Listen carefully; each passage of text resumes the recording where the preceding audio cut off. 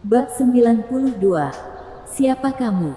Melihat ekspresi mengerikan Rido, Nikita perlahan berkata, "Aku cinta, Devan." Kata-kata Nikita membuat ekspresi Rido semakin ganas. "Siapa yang kamu cintai?" Rido menamparkan wajah Nikita lagi. "Devan." Plak plak plak. Tamparan Rido terus menamparkan wajah Nikita. "Nikita, cepat bilang kalau kamu mencintai Tuan Muda Sauron." Daniel sangat cemas. Untungnya, ketika Rido hendak terus menamparkan Nikita sampai mati, dia berhenti. "Oke, bagus sekali. Saat pria bernama Devan itu datang, aku akan mencabik-cabiknya di depanmu." Rido berkata sambil tersenyum jahat. Pada saat ini, Nikita ingin mengatakan sesuatu, tapi dia terdiam. Padahal, saat ini tubuhnya sedang sakit parah. Tapi dia merasa sangat tenang. Ternyata begini rasanya mencintai seseorang dengan tulus. Bahkan kalau harus mengorbankan hidupnya untuk Devan sekarang, dia bersedia. Sayang sekali dia terlambat memahami kebenaran ini. Sebelum Devan datang, "Ayo kita bermain game. Aku bosan.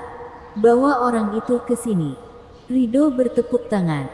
Saat berikutnya, tandu diangkat dan diletakkan di atas meja makan. Di atas tandu terbaring seorang wanita. Dia hanya punya satu mata. Urat di paha belakangnya semuanya sudah dipotong. Beberapa pipa baja ditusuk dalam perutnya. Melihat wanita itu, seluruh tubuh Daniel gemetar. Dia mengenal wanita ini. Dia adalah Abaddon, salah satu dari 4 bandit ganas. Asal tahu saja, 4 bandit itu sangat ganas.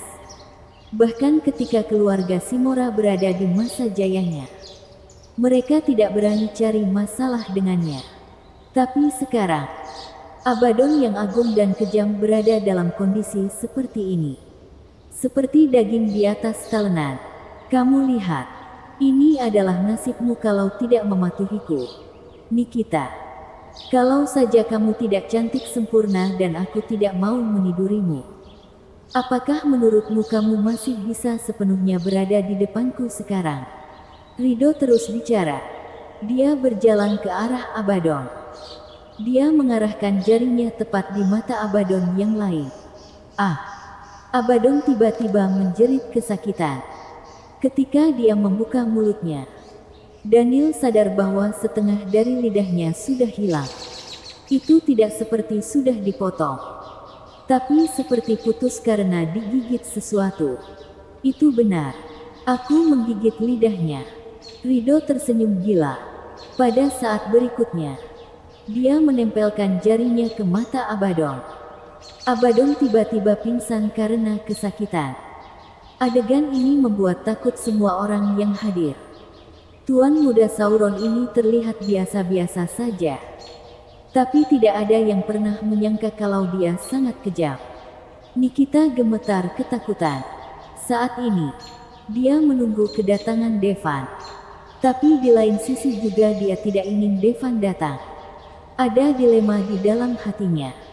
Melihat Abaddon pingsan, Rido segera memberikan tenaga dalam lagi. Ini membangunkan Abaddon. "Aku bosan." Rido terlihat kehilangan minat. Dia mengambil pedang panjang, ditujukan ke pinggang Abaddon. Sepertinya dia ingin membunuh Abaddon secara langsung. Selas, pedang ditebaskan ke arah pinggang Abaddon. Kalau kena, maka tubuh Abaddon akan terpotong jadi 2. Bagi Rido, sepertinya kehidupan orang biasa tidak ada artinya. "Berhenti." Pada saat ini, teriakan keras terdengar. Gerakan Rido berhenti. Pedang panjang nan tajam hanya berjarak beberapa milimeter dari perut Abaddon. Dia memiringkan kepalanya ke arah pintu. Terlihat sosok cantik berdiri di depan pintu. Ini adalah seorang polwan. Dia memegang pistol di tangannya. Payudaranya yang besar itu sepertinya bisa merobek seragamnya. Benar, orang yang datang adalah polwan Linda.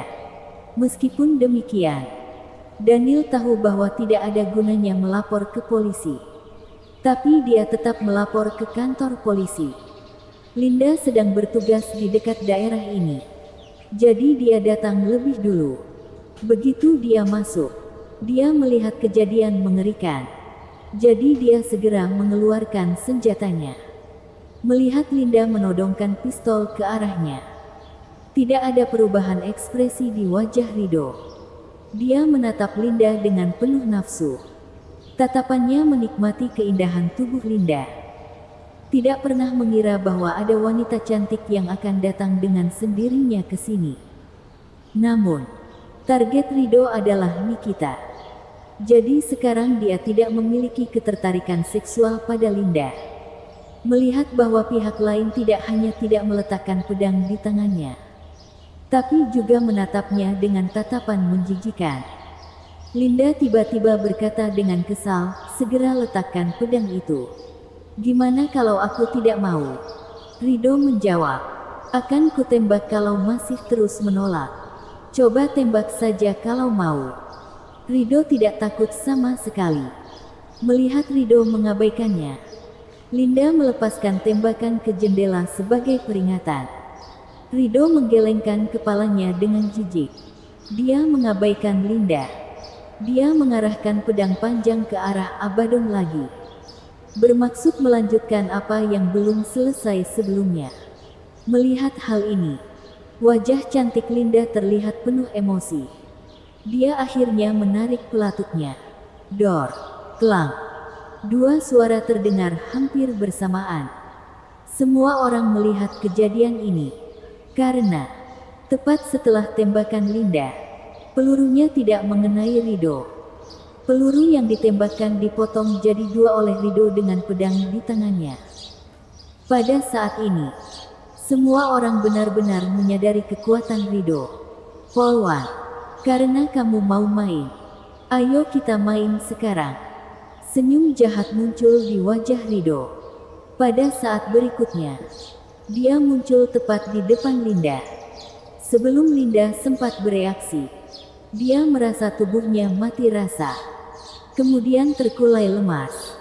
Rido memeluk Linda, membawa Linda ke meja makan tempat Abaddon.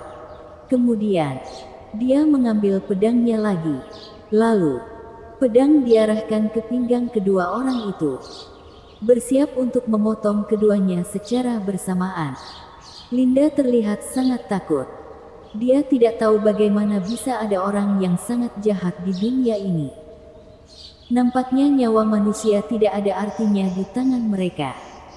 Tepat pada saat hidupnya akan segera berakhir, sesosok benar-benar muncul di benak Linda. Kalau saja Kak Amort ada di sini, pasti akan baik-baik saja. Sayangnya, mustahil bagi Devan untuk mendengar kata-katanya. Wosh! Pedang membelah udara. Terlihat tubuh keduanya hendak dipotong jadi dua. Namun, bilah pedangnya tidak jatuh untuk waktu yang lama. Entah kapan, sesosok muncul di samping meja makan. Selain itu, dia menahan bilah pedang dengan tangannya. Linda tidak merasakan sakit untuk waktu yang lama. Akhirnya dia membuka matanya. Kemudian, dia melihat sosok yang familiar. Sosok itu berdiri tepat di depannya. Terlihat seperti dewa yang turun ke bumi. Kak Amort. Ekspresi penuh harapan terlihat di mata Linda. Barusan dia berpikir bahwa akan sangat bagus kalau Devan ada di sini. Tanpa diduga, Devan benar-benar muncul dan menyelamatkannya tepat pada waktunya. Awalnya, Linda sedikit takut pada Devan. Bagaimanapun, apa yang dilihatnya di ladang gandum waktu itu benar-benar menakutkan. Devan sepertinya telah berubah jadi binatang buas. Tapi setelah mengalami apa yang terjadi di rumah sakit, dia tahu bahwa Devan jelas bukan orang jahat. Rido mengerutkan kening ketika dia melihat pihak lain menahan tebasan pedangnya dengan mudah. Dia bertanya, "Siapa kamu?" Devan bersambung.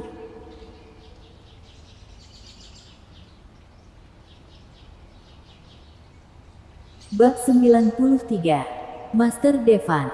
Devan. Dia adalah Devan. Setelah melihat Devan, ada semangat berlebih yang terlihat di mata Rido.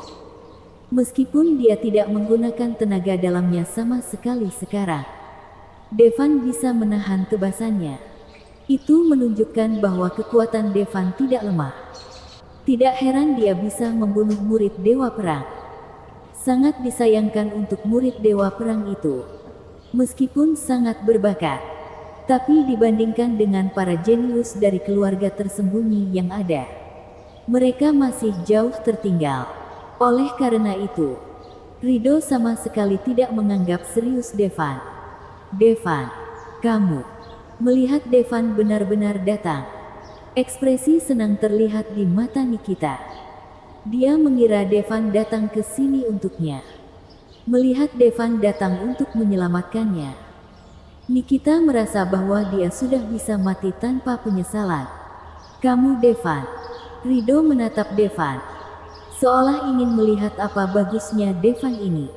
Sayangnya, bagaimanapun dia melihatnya, dia tidak bisa melihat sesuatu yang luar biasa tentang Devan. Ya, Devan memang tampan. Apa gunanya jadi tampan? Tapi penampilan dirinya sendiri juga tidak kalah. Betul. Devan menjawab. Kupikir kamu orang yang luar biasa. Ternyata cuma orang biasa. Aku ingin tahu kenapa Nikita bisa jatuh cinta padamu. Rido bicara. Dia mencintaiku. Devan sepertinya telah mendengar lelucon besar. Kalau Nikita mencintainya, bagaimana dia bisa mematuhi perintah keluarga Sauron? Menipunya untuk naik gunung, lalu mengambil ginjalnya. Yang terpenting, Nikita mendorongnya dari tebing dengan tangannya sendiri.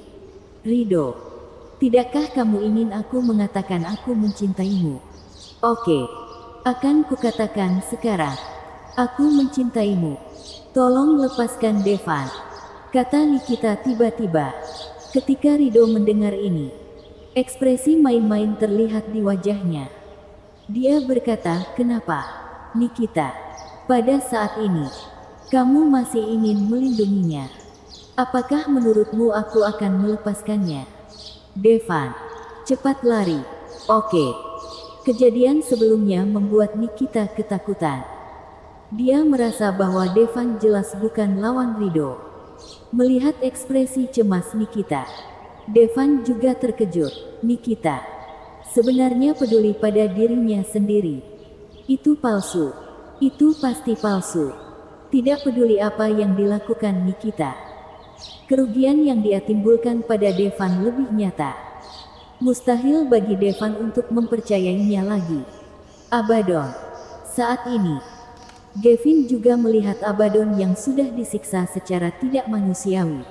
Meskipun keduanya belum banyak berurusan satu sama lain, tapi dia juga ratu pasukan bawah tanah Doujin. Melihat Abaddon disiksa seperti ini, tentu juga ada rasa sedih.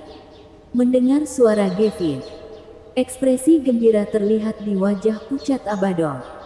Dia terus membuka dan menutup mulutnya, tapi dia hampir tidak bisa mengeluarkan suara. Namun dari bentuk mulutnya, masih terlihat bahwa dia ingin mengatakan sesuatu. Apa yang dikatakan Abaddon adalah Asmodeus. Tolong segera bunuh aku. Tolong. Disiksa seperti ini, Abaddon hanya ingin cepat mati. Abaddon juga merupakan sosok terkenal. Dia lebih baik mati daripada terus hidup. Gavin menggelengkan kepalanya. Dia tidak bisa melakukannya sama sekali. Nikita, perhatikan baik-baik. Bagaimana aku akan mencincang suamimu ini? Rido meregangkan lehernya dan mengangkat pedang di tangannya lagi. Kali ini, dia mengalirkan tenaga dalamnya. Pedang itu dialiri dengan cahaya keemasan.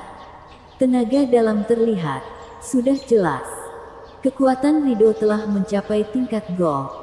Karena hanya Grandmaster tingkat gold yang bisa menunjukkan aliran tenaga dalam. Bahkan membuat tenaga dalam bersinar. Setelah dialiri tenaga dalam, pedang itu juga akan jadi tidak bisa dihancurkan. Pedang panjang dan tajam ini sepertinya bisa membelah dunia. Mati kamu, Devan! Rido berteriak. Namun, di hadapan tebasan pedang menakutkan dari Rido, ekspresi Devan tidak berubah sama sekali. Dia hanya melambaikan telapak tangannya dengan santai. Saat berikutnya, pedang cakra juga terbentuk di ujung jarinya. Pop! Pedang cakra yang cukup panjang langsung menembus tubuh Rido. Serangan Rido tiba-tiba berhenti dalam sekejap. Dia melihat tubuhnya sendiri. Terlihat lubang penuh darah muncul tepat di tubuhnya. Rido menatap Devan dengan tak percaya. Kamu adalah Master Dewa. Dia baru saja selesai bicara. Dan kemudian, seluruh tubuhnya terjatuh lemas. Semua orang menatap kosong dengan kejadian ini. Rido yang ganas dan kuat, yang bisa membelah peluru dengan satu tebasan, dibunuh oleh Devan dalam satu serangan. Mereka menemukan inti masalahnya dari kata-kata Rido sebelum kematiannya. Devan adalah Master Dewa. Master Dewa, apakah kamu bercanda? Para ahli bela diri yang tak terhitung jumlahnya telah berlatih sangat lama tapi tidak bisa mencapai tingkat tersebut. Devan mencapainya hanya dalam 3 tahun. Asal tahu saja, pada dasarnya tidak banyak Master Dewa di satu negara bagian. Saat ini, hal yang paling terkejut sekarang adalah Nikita. Dia tahu bahwa Devan sudah jadi sangat kuat dalam 3 tahun terakhir. Tanpa diduga, kekuatannya sangat mengerikan. Master Dewa. Itu adalah keberadaan yang menakutkan yang akan direktur oleh keluarga besar yang tak terhitung jumlahnya. Keluarga besar semacam itu dengan aset triliunan. Keluarga-keluarga itu, untuk mendapatkan pasukan yang kuat, tidak segan-segan mengeluarkan biaya yang sangat besar. Bahkan, beberapa keluarga akan menyumbangkan wanita muda dan luar biasa dalam keluarga untuk mendapatkan pria super kuat tersebut. Sosok Nikita sangat menggoda. Karena itu, dia suka dengan orang yang punya kekuatan. Meskipun Devan sangat baik padanya saat itu, namun di matanya, dia hanyalah seorang pengecut yang hanya bisa melayani wanita. Hanya pria yang benar-benar kuat yang memenuhi syarat untuk jadi pria Nikita. Meskipun begitu, bahkan keduanya sudah jadi suami istri, Nikita tetap tidak membiarkan Devan menyentuhnya. Tapi Devan juga benar-benar tidak berani menyentuhnya. Kalau Devan benar-benar berani melawan, mungkin dia sudah jadi wanita Devan sejak lama. Devan yang sekarang, dengan Devan 3 tahun lalu, telah mengalami perubahan yang mengguncang dunia. Dia kuat, juga kejam. Pria seperti itu jelas bisa sangat menarik perhatian wanita. Jangankan Nikita, bahkan Linda menatap Devan dengan penuh kekaguman di matanya. Bukankah dia bahkan lebih kuat dari Richo Haza, pemimpin kelompok negara Al-Sutra? Semua orang berpikir ini akan jadi pertarungan yang sengit. Tanpa diduga, itu berakhir sangat cepat. Devan datang ke Rido. Saat ini, Rido masih mempertahankan kesadarannya. Katakan padaku, bagaimana aku bisa menemukan keluarga Sauron? Devan bertanya dengan dingin. Mata Rido penuh dengan ketidakpuasan. Memikirkan dirinya saat ini. Tuan Muda Sauron. Dia adalah sosok jenius di antara keluarga tersembunyi yang ada. Meskipun bakatnya bukan yang tertinggi, tapi masih di atas rata-rata. Di dunia para orang biasa ini, dia pikir bisa melakukan apapun yang dia inginkan. Tanpa diduga, Devan membunuhnya saat pertama kali bertemu. Nyatanya, Tuan Muda Sauron ini benar-benar tidak beruntung. Kalau dia tidak bertemu Devan, tidak banyak orang yang bisa membunuhnya. Devan, kalau kamu membunuhku, kamu tidak akan bisa bertahan hidup. Di saat-saat terakhir hidupnya, Rido tiba-tiba tertawa, bersambung.